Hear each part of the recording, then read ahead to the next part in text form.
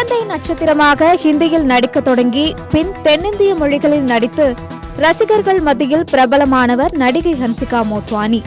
மாப்பிள்ளை, எங்கேயும் காதல், வேலாயுதம், சேட்டை, பிரியாணி, சிங்கம் 2, மான் கராத்தே உள்ளிட்ட பல படங்களில் நடித்து தமிழ் சினிமாவில் ஒரு இடத்தை பிடித்துக் கொண்டார். இவர் சில வருடங்களுக்கு முன் சோஹல் கத்தூரியா என்பவரை திருமணம் செய்து கொண்டார். இந்நிலையில் குடும்ப வன்முறை புகாரில் நடிகை ஹன்சிகா மீது வழக்கு பதிவு செய்யப்பட்டுள்ளது. அதாவது ஹன்சிகாவின் சகோதரர் பிரசாந்த் மோட்வானும் நடிகை முஸ்கன் நான்சி என்பவரை 2020ஆம் ஆண்டு திருமணம் செய்து கொண்டார்.